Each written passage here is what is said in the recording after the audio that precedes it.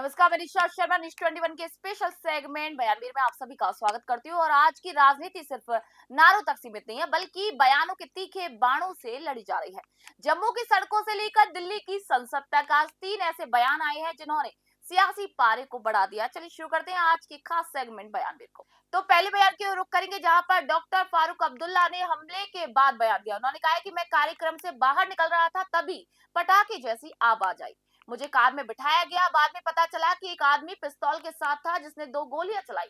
मैं उसे नहीं जानता, पता नहीं उसका मकसद क्या था। सवाल यह है कि इतने बड़े कार्यक्रम में पुलिस का इंतजाम क्यों नहीं किया गया। आइए आपको पहले फारूक अब्दुल्ला का ये बयान सुना देते हैं। जो ही मैं उस मंडप से बाहर निकला तो मैं चल रहा था, इतने वक्त में मुझे कोई पटाखे की आवाज आई। तो मैं समझा ये कोई पटाखा किसी ने शादियों में डालते रहते हैं, तो मैं सोच सकता मेरे पास पटाखा यहाँ पड़ा हो। तो मुझे यहाँ कुछ गर्मी जैसी लगी और मुझे कुछ पता नहीं था। इतना वक्त में इन्होंने मुझे जल्दी जल्दी गाड़ी में बिठा दिया। जो इन्होंने मुझे गाड़ी में बिठाया तो मुझे कहने लगे, जनाब ये तो एक पिस्तौल था साहब के, इस इंसान के पास, और इसने 2 गोलियां चलाई थी। दूसरी गोली में इनके जो हमारी सिक्योरिटी वाले भी हैं और दूसरे, उन्होंने क्या किया कि एक ने उसको हाथ बाजू से पीछे खींचने की कोशिश की तो उससे वो डिस्टेबलाइज हो गया। तो उसका जो पिस्तौल है वो ऊपर को चला गया। इतने वक्त में सिक्योरिटी वाले ने उस पिस्तौल को, उसके हाथ को पकड़ लिया, तो गोली चल दी थी। मैंने इतना ही सुना। उसके बाद यहाँ आके घर में मुझे कोई भी, न मैं इस आदमी को जानता हूँ न मुझे इस आदमी का कुछ पता है, बिल्कुल नहीं। इसने स्टेटमेंट दिया कि ये 20 साल से तैयारी कर रहा था, इसकी पर्सनल कोई रंजिश थी, मकसद था। क्या लगता है आपको क्या हो सकता है? देखिए, मुझे क्या पता इसका मकसद क्या था, क्या रंजिश क्या थी, क्योंकि मैंने किसी के साथ बुराई नहीं की है। जो भी मेरे पास आया, जब मैं वजीर आला भी था, वो क्यों ना अपोजिशन का हो, मैंने उससे अपने लोगों से ज़्यादा मोहब्बत की, ज़्यादा उनकी मुश्किलें दूर करने की कोशिश की। मैंने कभी भी दिल में किसी के लिए नफरत पैदा नहीं की है। पता नहीं इसको क्या था, रंजिश क्या थी। लगता है सिक्योरिटी लैब्स है किसी जगह। देखिए, ये कहूँ कि सिक्योरिटी लैब्स है, ये तो एक बहुत बड़ा सेंटेंस है। सवाल इस बात का है, इस मैरिज में सारे बड़े बड़े लोग थे, इसलिए पुलिस को इसका एहतियात ख्याल तो रखना चाहिए था, जिसका नहीं था। वहाँ कोई पुलिस का इंतजाम था ही नहीं।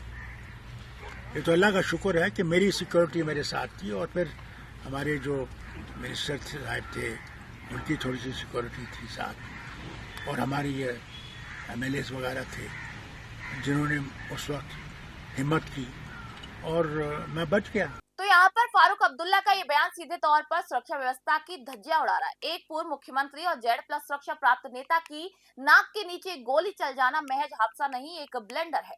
अब्दुल्ला का अनजान होने का दावा और पुलिस की गैर मौजूदगी पर सवाल उठाना ये संकेत देता है कि जम्मू कश्मीर में चुनावी हलचल के बीच सुरक्षा का घेरा कितना खोखला हो चुका है।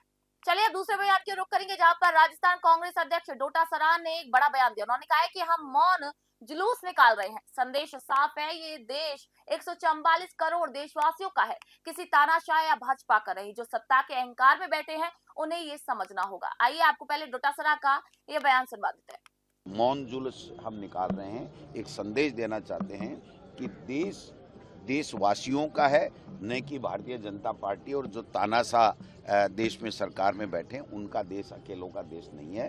36 कौमों का, सब लोगों का, 144 करोड़ लोगों का देश है, और उस देश की हर संपदा पे, हर सरकार पे, हर जो इंस्टीट्यूट पे सबका अधिकार है, एक अकेले इनका अधिकार नहीं। तो डोटासरा का ये मौन दरअसल एक बहुत बड़ा शोर है। राजस्थान की राजनीति में सक्रिय डोटासरा अब स्थानीय मुद्दों से ऊपर उठकर तानाशाही और संविधान जैसे राष्ट्रीय नैरेटिव पर खेल रहे हैं।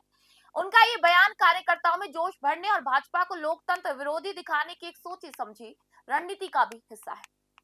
चलिए अब आखिरी और तीसरे बयान की रुख करेंगे, जहां पर नेता प्रतिपक्ष राहुल गांधी ने पीएम को लेकर तंज कसा है। उन्होंने कहा है कि पीएम कह रहे हैं पैनिक ना करें, लेकिन सच तो यह है कि वो खुद पैनिक में है। अदानी केस हो या फिर एपिस्टीन का मामला, उनकी घबराहट यहाँ पर साफ दिख रही है। कल पीएम की कुर्सी भी खाली थी क्योंकि वो खुद डरे हुए हैं। आइए पहले आपको राहुल गांधी का ये बयान सुना देते हैं। Saying that there is no need to panic, but PM himself is panicked for completely different reasons, right? So he is himself panicked. He's panicked because of Epstein. He's panicked because of Adani case. He's not able to come inside the house. You saw yesterday the Prime Minister's chair खाली पड़ी थी, अंदर नहीं पा रहे हैं. तो देश को कह रहे पैनिक मत करो, अपने आप पैनिक हैं. तो राहुल गांधी यहाँ पर सीधे सीधे अटैक मोड पर है। संसद के भीतर हो या बाहर में पीएम मोदी को घेरने का यहाँ पर कोई मौका नहीं छोड़ रहे। एप्स्टीन और अडानी जैसे अंतर्राष्ट्रीय और आर्थिक मुद्दों को एक साथ जोड़कर राहुल ये बताना चाह रहे हैं कि सरकार रक्षात्मक मुद्रा में है।